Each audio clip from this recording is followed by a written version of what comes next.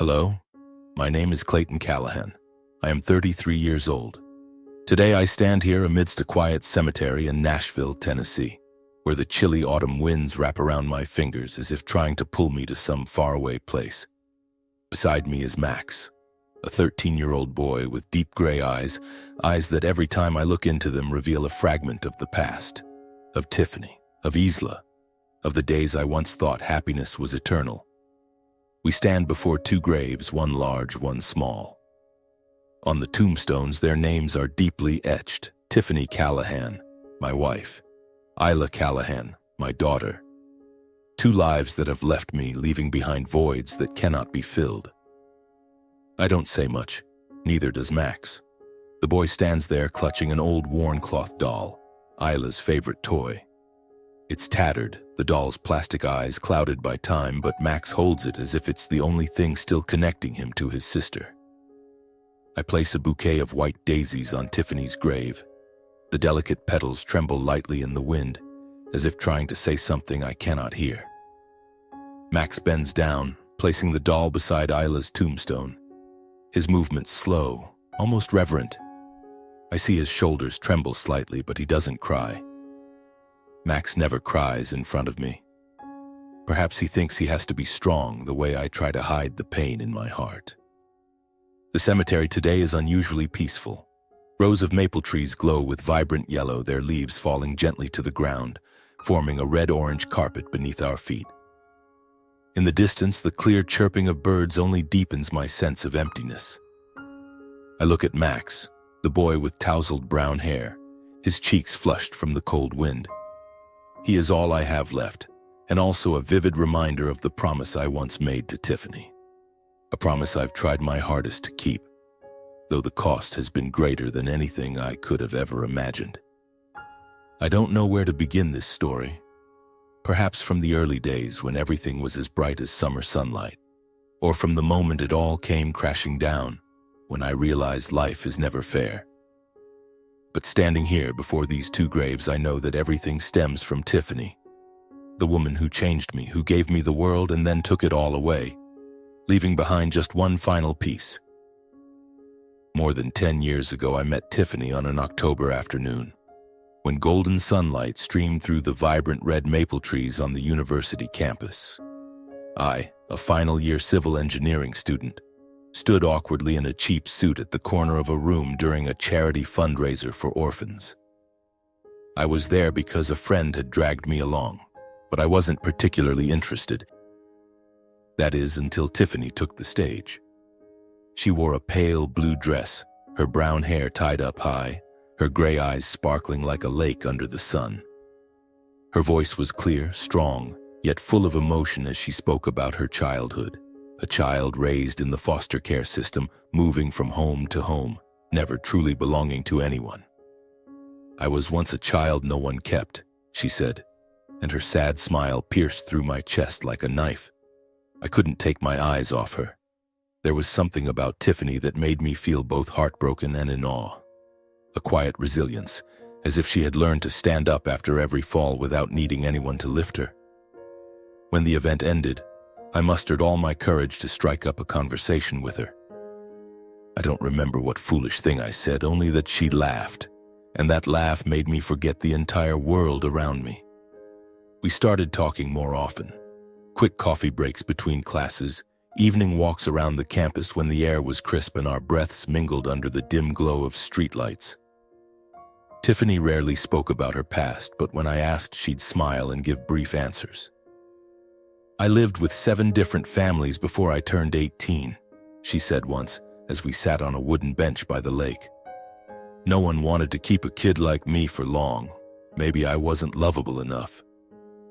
She laughed, but I saw her eyes cloud over as if she were hiding an old wound.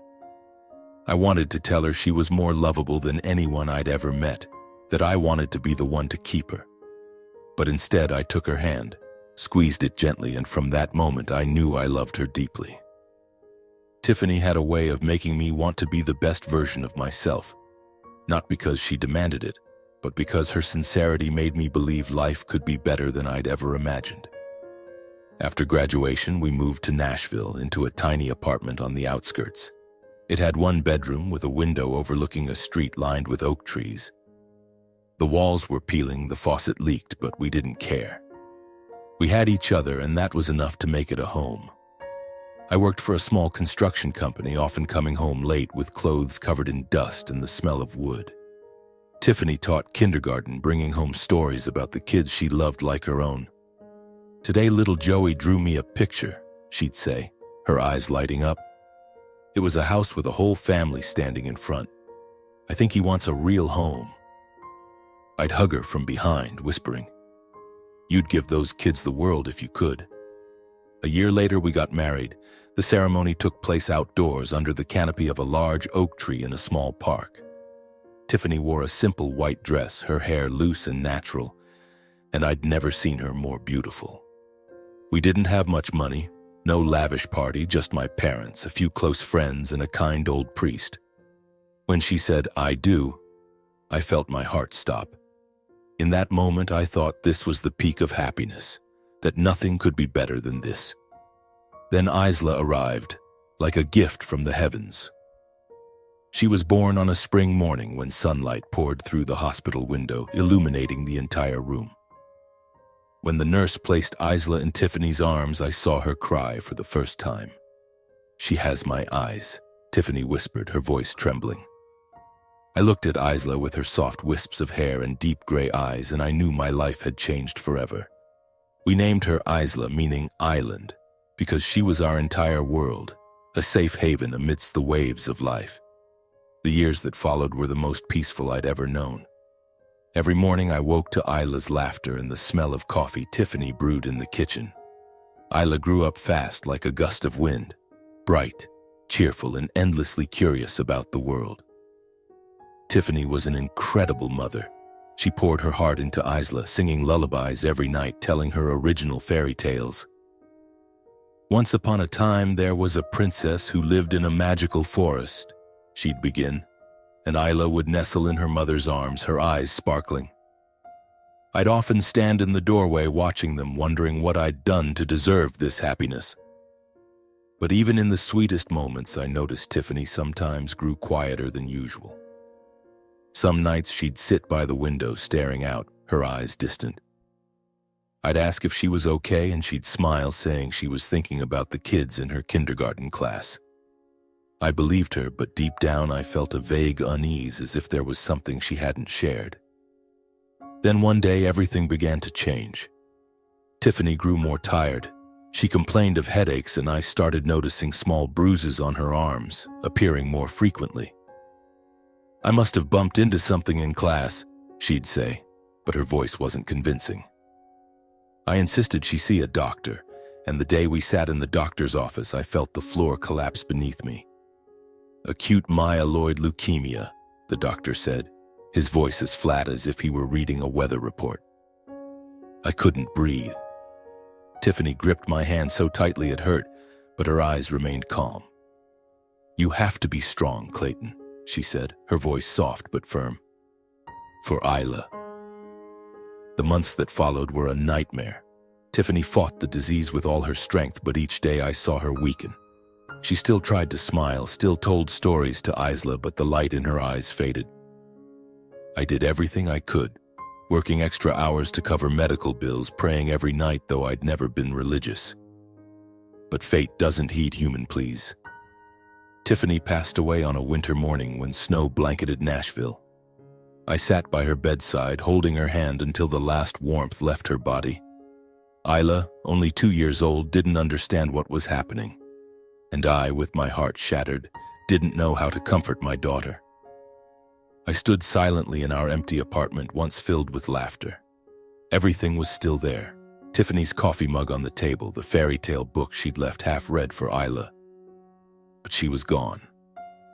I thought that was the greatest pain I'd ever endure. But I was wrong. Life had crueler ways to test me. The days after Tiffany's passing were like living as a hollow shell. I moved through each day mechanically, changing Isla's diapers, making her porridge, dropping her off at daycare, going to work. But it was all autopilot, as if I were trying to prove to myself that I was still alive. Isla, only 2 years old, was too young to understand where her mother had gone. She'd cling to my hand, her big gray eyes looking up at me with confusion, and ask, "Where's Mommy, Daddy?" Each time I heard that question, it felt like my heart was being torn apart. I'd hold her close, whispering gentle lies. "Mommy's in heaven, sweetheart. She's watching over us." But I didn't believe those words myself. Tiffany wasn't anywhere. She had left me, leaving a void I didn't know how to fill. Tiffany's funeral took place on a cold, drizzly day. Nashville seemed to be weeping with me. I stood under a black umbrella, holding Isla in my arms, watching Tiffany's coffin being lowered into the ground. I wanted to scream, to demand why life was so cruel, but I stayed silent. Isla nestled into my chest, her tiny arms wrapped tightly around my neck, as if she could sense the pain I couldn't voice. That night, after Isla had fallen asleep in her small room, I sat on the sofa, staring at Tiffany's belongings I hadn't dared to touch. Her clothes still hung in the closet. Her favorite shoes still sat by the door. I didn't want to pack them away, didn't want to erase any trace of her. But I knew I had to do something, or I'd be trapped in this grief forever. I started with the old wooden box Tiffany kept on her dresser. Inside were small trinkets, a cheap bracelet, a few photos of us together, and a small brown leather notebook. I thought it was just a diary, but when I opened it, I found a sealed envelope with Tiffany's shaky handwriting. "To Clayton." My heart pounded. I don't know why, but I felt a vague dread. I held the envelope, my fingers trembling as I tore open the edge. Inside were 2 thin sheets of paper filled with her handwritten words. The ink was smudged in places, as if Tiffany had been crying as she wrote. I sat on the floor, leaning against the wall, and began to read. "Dear Clayton," the letter began. "If you're reading this, it means I'm gone. I'm sorry. I'm sorry I wasn't strong enough to stay with you and Isla. I tried, you know I did, but I guess I wasn't strong enough to beat this disease. You always said I was resilient, but this time I lost." I had to stop, taking a deep breath. Tiffany's voice echoed in my mind, gentle but laced with pain. I wiped my eyes, forcing myself to focus on the next lines. "There's something I never told you, Clayton. A secret I kept because I was afraid you'd look at me differently if you knew. Before I met you, I loved someone else. He was the first person who made me believe I could be loved, that I wasn't just an abandoned child. But he wasn't like you. When I got pregnant, he left, leaving me with a child I didn't know what to do with. I was only 20, not yet graduated, with no money, no family. I gave birth to the baby, a boy, but I didn't have the courage to keep him. I left him at an orphanage. I abandoned my son Clayton the same way my mother abandoned me." I stopped breathing. The letter slipped to the floor, but I didn't dare pick it up. A son? Tiffany had a child I never knew about? It felt like the world was tilting beneath me. I wanted to scream, to ask her why, but she wasn't here to answer. I picked up the letter, forcing myself to keep reading, though each word felt like a knife. "I know you'll be shocked, maybe angry, but please don't hate me.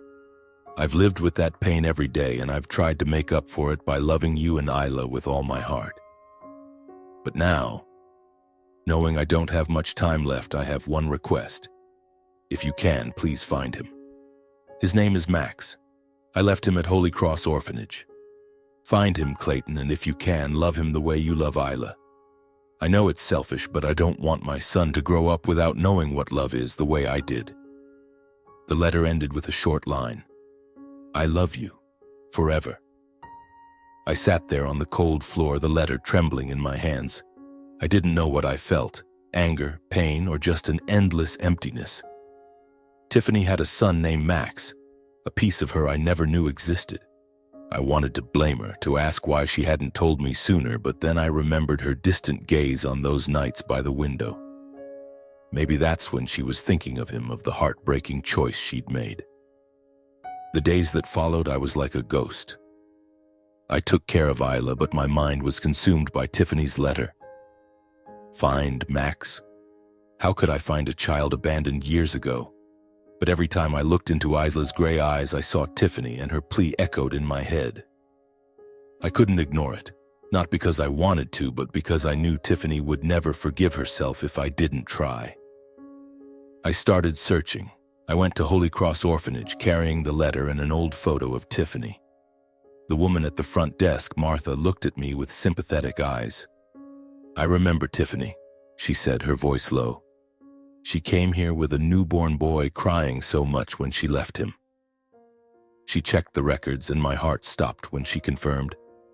Tiffany had left a boy named Max in 2014. But then she shook her head. "He was placed with a foster family 3 years ago, then he ran away. We don't know where he is now." It felt like a punch to the chest. Max had run away, a child only 6 or 7 out there somewhere, alone with no family, no one to care for him. I left the orphanage with a scrap of paper listing sparse details. Max's birth date, the name of his last foster family, and an old photo of a thin boy with gray eyes just like Tiffany's. I posted ads, contacted charities, but it was all in vain. Max had vanished into thin air. I returned to Isla, trying to focus on her. She was my only light, but every time I looked at her, I saw Tiffany, and the unfulfilled promise weighed on my shoulders. I didn't know if I could find Max, but I knew I had to try. For Tiffany. For myself. But life, as I've said, has a cruel way of testing us. I didn't know that losing Tiffany was only the beginning. A greater tragedy was waiting, and its name was Isla. 3 years had passed since Tiffany's death. 3 years in which Isla and I tried to rebuild a life, even if it was just fragments of our old happiness. We left Nashville and moved to Bozeman, Montana, where I hoped the fresh air and majestic mountains would soothe my broken heart. I found a stable job, and Isla, now 5 years old, became the center of my world. She grew up quickly with curly brown hair and deep gray eyes just like her mother's. Every time Isla smiled, I saw Tiffany in her, and it was both a comfort and a source of pain. Life in Bozeman passed peacefully, at least to outsiders. I took Isla to kindergarten every morning, listening to her chatter about her friends and the drawings she made. In the evenings, we'd curl up on the sofa under the warm glow of a lamp, reading together. Isla loved adventure stories about brave princesses who ventured through deep forests to find treasure. "I want to be like a princess, Daddy," she'd say, her eyes sparkling. "I'll find treasure and bring it back for you." I'd smile, ruffle her hair, but inside I only prayed that my one true treasure, Isla, would always be safe. I hadn't given up on finding Max, the son Tiffany left behind. I kept his old photo in my wallet, occasionally contacting charities, but there were no new leads. Every time I looked at the photo, I saw Tiffany's gray eyes, and I told myself I couldn't give up. But life with Isla was so consuming that sometimes Tiffany's promise slipped into a quiet corner of my mind, a place I didn't dare touch. Then one day, everything fell apart. It was a summer afternoon when I went to pick Isla up from the kindergarten playground. She was running around with her friends, laughing, her green dress fluttering in the breeze. I stood by the fence, watching her with a tired smile. Work had been grueling that day, but seeing Isla made me feel I could endure anything. Then suddenly Isla stopped mid-stride. I saw her stumble, clutching her chest before collapsing onto the grass. The children's laughter stopped, and a teacher screamed. I vaulted over the fence, my heart pounding like it would explode. "Isla!" I knelt beside her, cradling her head. Her face was pale, her lips slightly blue, but she managed to open her eyes. "Daddy, I'm tired," she whispered weakly. I scooped her up and ran to the car, ignoring the panicked looks around me. Only one thought consumed me. No, not Isla. It can't be. At the hospital, time seemed to stand still. I sat outside the emergency room, hands clenched, praying to anyone who might listen. Doctors and nurses moved in and out, their faces grave, and each time the ER door opened, I held my breath. Finally, a doctor, introducing himself as Dr. Harris, called me into a small room. He held a stack of test results, his voice low but clear. "Mr. Callahan, we've run tests. Isla has acute myeloid leukemia." It felt like the floor vanished beneath me. Leukemia. The disease that took Tiffany from me. It couldn't be. Not Isla. I shook my head as if denial could change reality. You're wrong, I said, my voice hoarse. Isla's only 5. She's healthy. She was running around this morning. But Dr. Harris just looked at me, his eyes full of regret. I'm so sorry, Mr. Callahan. It's a rare form in children, but not unheard of. We'll do everything we can. I nearly collapsed right there. I wanted to scream, to break something, but I just sat down, holding my head, trying to stop the tears. Isla, my little girl. She didn't deserve this. I remembered Tiffany's final days, how she'd held my hand, forcing a smile even as her body faded. How could I let Isla go through the same? Dr. Harris kept talking, his voice echoing as if from a distance. Isla needs a bone marrow transplant as soon as possible. It's her best chance. We'll test you to see if you're an HLA match. If not, we'll search the bone marrow registry or look for a compatible donor. I nodded, but inside I knew the odds weren't good. I remembered the doctors saying that finding a matching donor was a race against time, and with Tiffany, we'd lost that race. I couldn't let that happen to Isla. I signed the consent for testing immediately, and while waiting for results, I sat by Isla's bedside, holding her hand. My tiny girl lay in the hospital bed, IV lines in her fragile arm. She opened her eyes, giving me a weak smile. "Daddy, do I have to stay here long?" she asked. I kissed her forehead, forcing my voice to stay steady. "Just a little while, sweetheart. Daddy will take you home soon." But I knew I was lying. The test results came the next day, and they hit like a punch to the chest. I wasn't an HLA match for Isla. Dr. Harris explained it wasn't surprising. Parents aren't always matches, but I felt like I'd failed her. I was her father, yet I couldn't save her. I enrolled Isla in the National Bone Marrow Donor Registry, hoping to find anyone who could give her a chance. But the doctor warned me the process could take months, even years, and Isla didn't have that kind of time. The days that followed were an endless nightmare. Isla started chemotherapy, and each time I saw her hair fall out, saw her weaken, it felt like a part of me was dying too. She still tried to smile, still told me about the princesses in her imagination. But I saw her eyes dim, just like Tiffany's had. I stayed at the hospital every night, sleeping on the hard chair by her bed, praying for a miracle. But each day the doctors brought worse news. No compatible donors in the registry. No matches on the waiting list. Isla's time was running out. I was on the verge of breaking completely. Some nights I sat in the hospital parking lot, pounding the steering wheel, crying like a child. I was angry, at life, at God, at myself. Why Isla?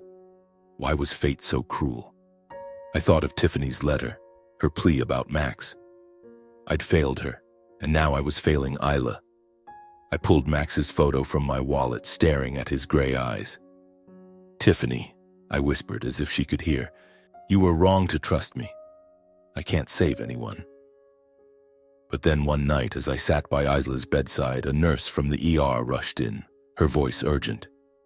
"Mr. Callahan, you need to come with me. There's a boy who was just brought in, no family, but I think you need to see him. He has eyes just like your daughter's." After hearing the nurse's words, my heart raced for reasons I couldn't explain.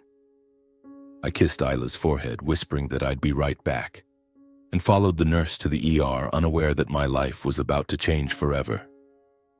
The ER was a chaotic scene, beeping alarms, nurses calling to each other, and the sharp smell of antiseptic. Nurse Ellen, who accompanied me, quickly led me to where the boy was. As we walked, she said, "A truck driver found him by the roadside, nearly exhausted. No identification, no family, but..."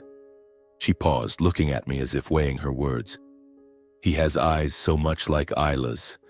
I can't explain it, but I feel like there's a connection to your daughter."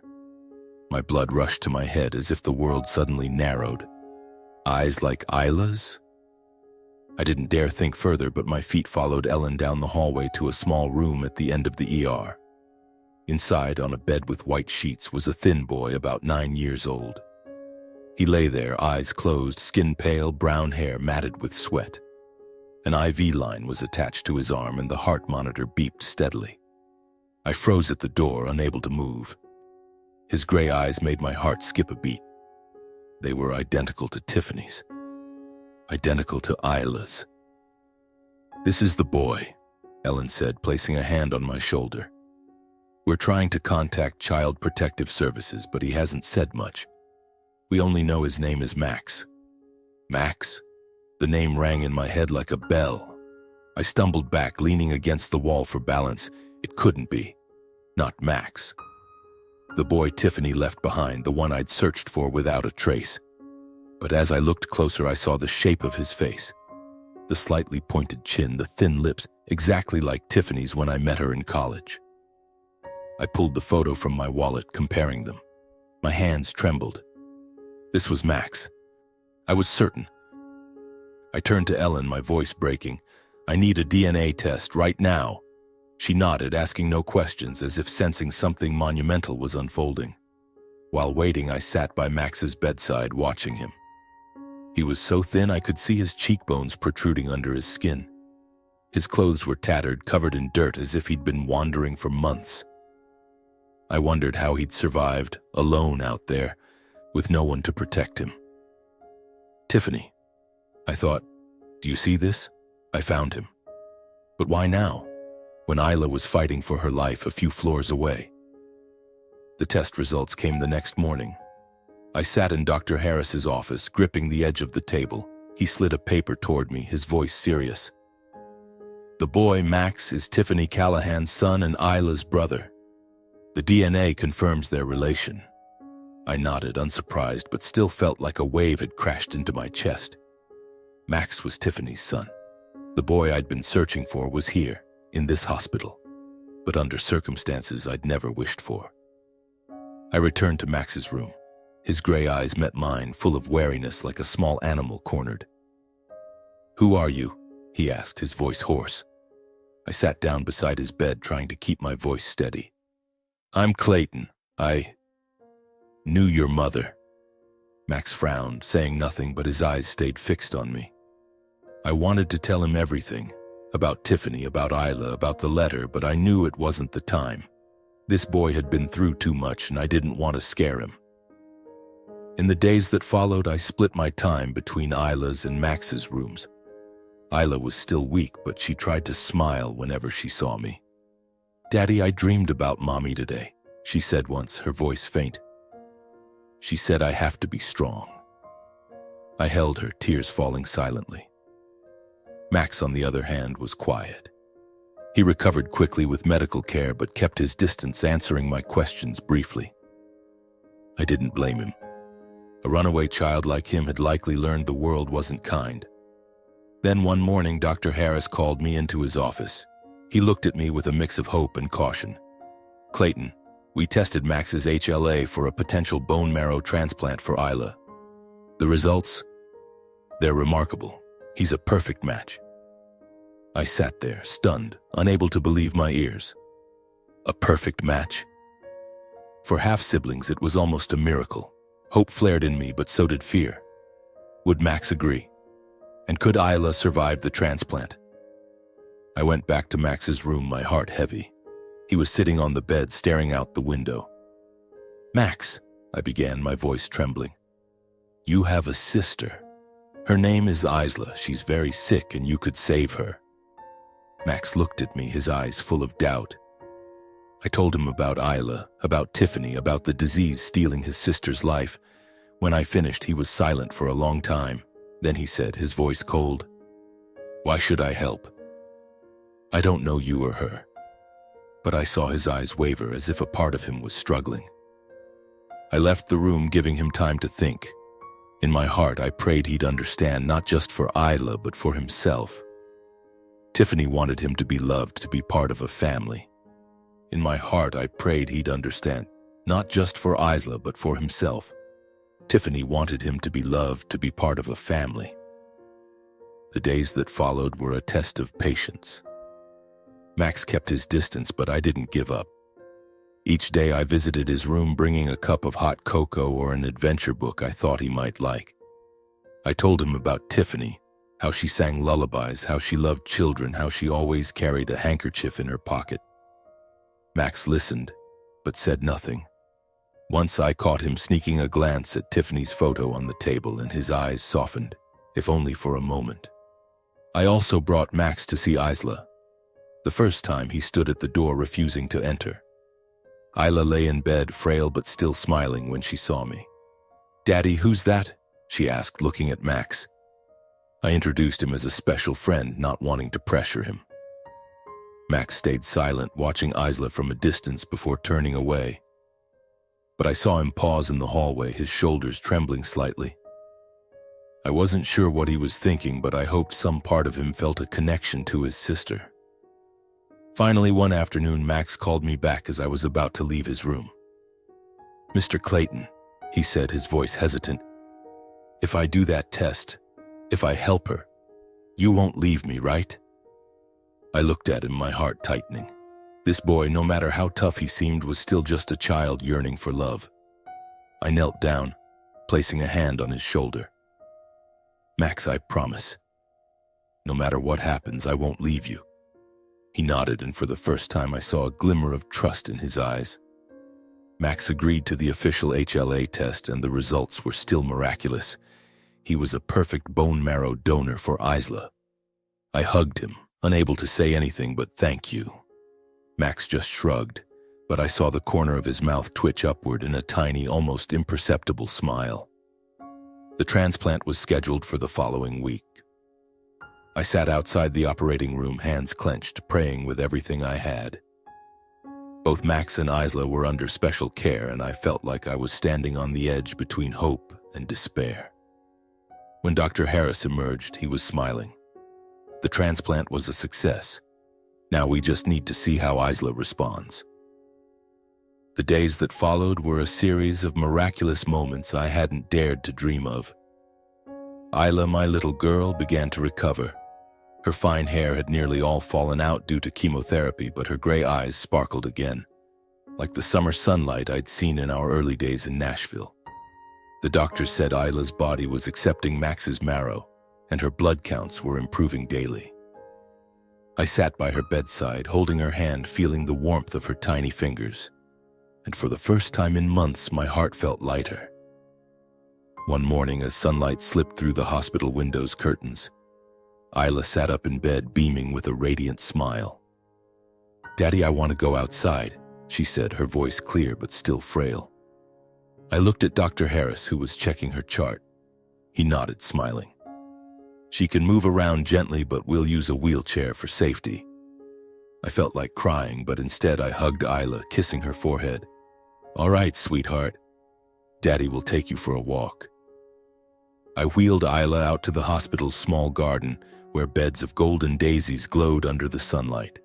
Max walked beside us, quiet but never taking his eyes off his sister. Isla reached out, touching a flower, giggling. "Daddy, these are like the flowers Mommy loved," she said, and I saw Max smile, a small but genuine smile. I looked at the two children, Isla with her glowing face, Max with his gray eyes full of emotion. And for just that moment, I thought life had been kind to me. The days that followed were rare moments of happiness I'll cherish forever. Isla grew strong enough to walk a few steps in her room or the hallway. She loved sitting on the garden bench, listening to me tell stories of brave princesses, just as Tiffany used to. Max joined us, though he was shy at first. "I don't know how to tell stories," he said, but Isla tugged at his hand, pleading. "Tell one, Max. I want to hear." Max blushed when she called him brother, but I saw him soften. He started telling a clumsy tale about a young knight searching for treasure, and Isla laughed, clapping with delight. "You're better than Daddy," she teased, and I pretended to be offended, making both kids burst into laughter. Max and Isla grew closer. Some afternoons I found them sitting together on her hospital bed, Isla teaching Max how to draw a princess while Max patiently held a pencil, though he insisted he couldn't draw anything. Once Isla drew a picture, a family of 4, me, Max, Isla, and a woman with long brown hair. "This is Mommy," Isla said, pointing to the figure. Max stared at the drawing for a long moment, then nodded. "Mommy's beautiful," he said, his voice soft but full of feeling. I turned away, wiping my eyes quickly, not wanting the kids to see me falter. I started bringing Isla's favorite foods to the hospital. Chocolate chip cookies like the ones Tiffany used to make. Vanilla ice cream from the shop near our old Nashville home. Max, though he didn't say it, loved them too, and I watched him devour the treats as if it was the first time he'd eaten something that wasn't scavenged from a dumpster. Once when I brought in a tray of cookies, Isla split them with Max, saying, "You have to eat a lot to be strong like me." Max laughed, a real laugh, and I felt like Tiffany was somewhere watching us with her gentle smile. These moments didn't last forever, but they were more precious than anything I'd ever had. One evening, I wheeled Isla out to the garden to watch the sunset. Max came along carrying an adventure book he'd borrowed from the hospital library. Isla lay on the bench, her head resting on my shoulder while Max sat beside us reading aloud about a magical island. "Like my name," Isla exclaimed, and Max paused, looking at his sister with a tenderness I hadn't seen in him before. "Yeah," he said, "this island is special, just like you." Isla smiled, grabbing Max's hand, and my heart melted. In that moment, I wasn't a father fighting fear, but just a man living in happiness, however fleeting. Max changed during those days too. The boy who'd once been so guarded, who believed the world had no place for him, began to open up. One night, as Isla slept soundly in her hospital bed, Max pulled me into the hallway. "Clayton," he said, his voice hesitant, "I'm glad I helped Isla. I think Mom would be happy too." I placed a hand on his shoulder, trying to keep my voice steady. "Your mom is proud of you, Max. And so am I." He looked at me, his gray eyes shining, and for the first time he hugged me. An awkward but sincere embrace. I hugged him back, feeling the quiet strength of the boy who'd once wandered the streets alone. I started dreaming of a future, fragile as those dreams were. I imagined taking Isla and Max back to Bozeman, days spent walking at the foot of the mountains, evenings reading by the fireplace. I pictured Isla growing up healthy with Max by her side, the siblings sharing the stories Tiffany left behind. I knew these dreams might not come true, but in those days I allowed myself to hope. Yet deep down, I felt a lingering unease. The doctors monitored Isla closely, and though they said she was progressing well, I caught fleeting looks of concern in their eyes. One day, Dr. Harris called me into his office, his voice cautious. "Isla is responding well," he said, "but we need to closely monitor for graft versus host disease. It's the biggest risk post-transplant." I nodded, but my heart grew heavy. I didn't want to think about it, didn't want to believe this happiness could slip away. I tried to savor every moment with Isla and Max. One afternoon, I threw a small party in Isla's room. Just cookies, ice cream, and a tiny speaker playing Tiffany's favorite song. Isla clapped, laughing loudly, while Max, though shy, sang along. "Daddy, Max sings terribly," Isla teased, and Max pretended to be mad, chasing her around the room, making all three of us laugh until tears streamed down our faces. In that moment, I felt like my family was whole, if only for a fleeting second. But happiness, as I'd learned from Tiffany, is always fragile. The bone marrow transplant had initially brought hope. But then, like a storm breaking over a calm sky, complications arose. One morning, as I was making coffee in the hospital waiting room, Nurse Ellen rushed in, her face pale. "Mr. Callahan, you need to come now. Isla, she's not doing well."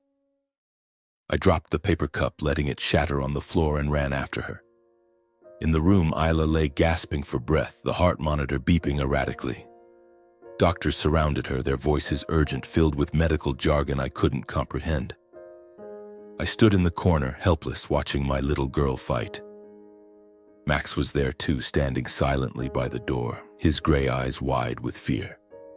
Dr. Harris later explained that Isla was experiencing graft versus host disease, a rare but dangerous complication where her body rejected Max's marrow.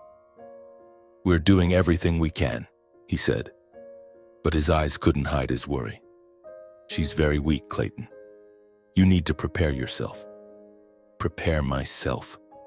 How could I prepare to lose her when my entire world had already crumbled once with Tiffany? I held Isla's hand, whispering words of encouragement, but inside I felt like I was begging for a miracle that would never come. The days that followed were a series of nightmares. Isla grew weaker, running high fevers, and the doctors tried everything: immunosuppressants, blood transfusions, anything to keep her with me. I didn't leave the hospital, dozing off in the chair by her bed, waking only when a nurse shook me or the monitor's alarm blared. Max was there too, though he spoke little. He sat in the corner, sometimes holding Isla's hand, sometimes just watching her from afar. I could see he was trying to be strong, but his eyes were filled with pain, as if he felt responsible. One night, as Isla slept under sedation, Max pulled me into the hallway. "Clayton," he said, his voice trembling. "Why is it like this?" I gave her my marrow. I tried. He trailed off, head bowed, his shoulders shaking. I knelt down, pulling him into my arms, feeling him let himself be vulnerable for the first time. "It's not your fault, Max," I said, my voice hoarse. "You did everything you could. You gave Isla a chance." But deep down, I knew that chance was slipping away. I started praying, though I'd never been religious. I prayed to God, to Tiffany, to anyone who might listen, to let Isla stay. But each day her condition worsened. She smiled less, spoke less, and her gray eyes, once bright as summer sunlight, now dulled like the sky before a storm. I told her stories about her mother, about how much Tiffany loved her. Isla listened, sometimes smiling, but I knew she was tired. Max changed too. He started talking more, not just to Isla, but to me. Once he told me about his days on the streets, surviving on scraps from dumpsters or sleeping in abandoned buildings. "I always thought my mom didn't want me," he said, his voice soft but full of pain. "But now, I know she loved me in her own way." I hugged him, telling him Tiffany regretted leaving him her whole life and that she wanted me to find him, to love him like my own. Max didn't cry, but he nodded, and I saw a part of the wall around his heart crumble. Then came that fateful night. I was sitting by Isla's bed, holding her hand, when Dr. Harris walked in. He said nothing, only shook his head, and I knew. My heart felt like it stopped. "No," I whispered, my voice breaking. I held Isla, feeling her faint breath against my shoulder. "I love you," I said, tears falling uncontrollably. "You're my everything." Isla opened her eyes, giving a weak smile. "I love you too, Daddy," she whispered, then closed her eyes. The heart monitor let out a long, unbroken beep. I don't remember if I screamed or stayed silent. I only remember Max rushing into the room, his eyes wild with panic. He froze, staring at Isla, then broke down sobbing. "She tried so hard," he said, his voice shattering. I pulled him into my arms, holding both children tightly. One who had left me and one who was here, hurting as much as I was. We sat there in the cold room, crying for Isla, for Tiffany, for everything we'd lost. The days that followed passed like a hazy dream. I decided to bring Isla back to Nashville, where Tiffany rested, so she could lie beside her mother under the oak trees in the small cemetery where we'd said goodbye to Tiffany. I wanted Isla to be close to her mom, as she always spoke of her in her dreams. The funeral was quiet. Max stood beside me, holding my hand, saying nothing. I saw him place a drawing, a princess standing in a field of flowers, on Isla's coffin. "Goodbye, little sister," he whispered, and I knew he had loved her, even if only for a short time.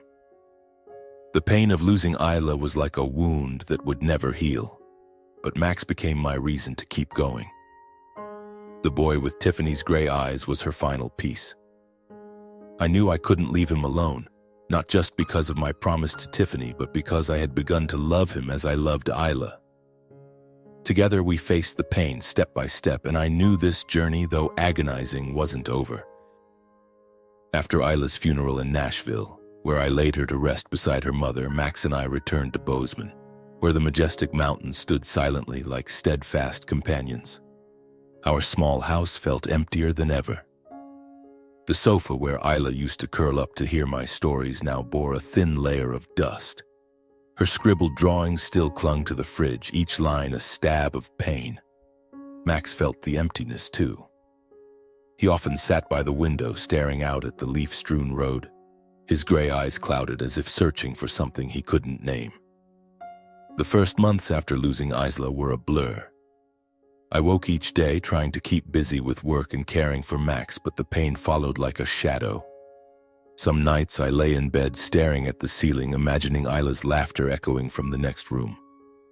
Max had his quiet moments too, sitting alone in a corner clutching Isla's old cloth doll. "She loved this," he said once, his voice soft but certain, as if trying to hold on to her memory.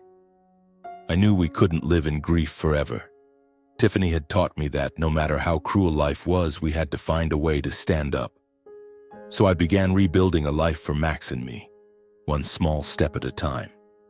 I decided to redo Isla's room, not to erase her memory, but to make it a place where we could carry her and Tiffany forward in a positive way.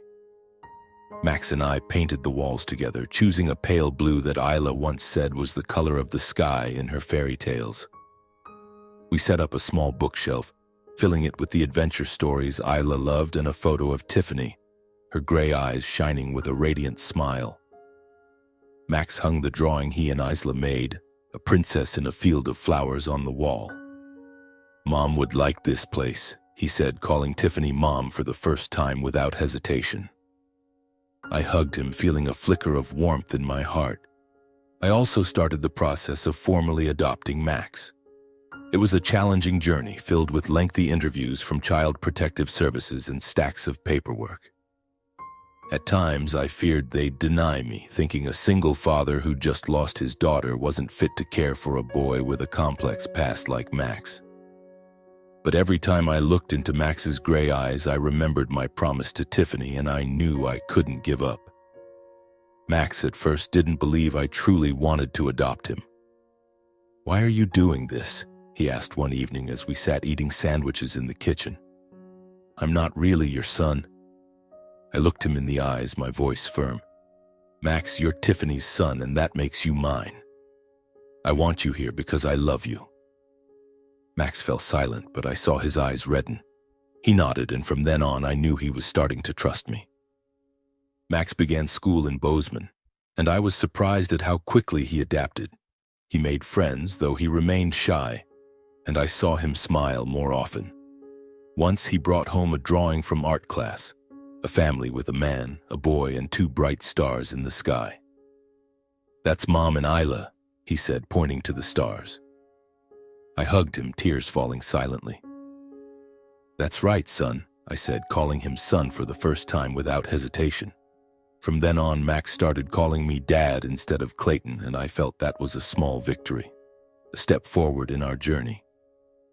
A year after Isla's passing, I felt it was time for Max and me to return to Nashville to honor Tiffany and Isla, to tell them we were okay, even though the pain lingered.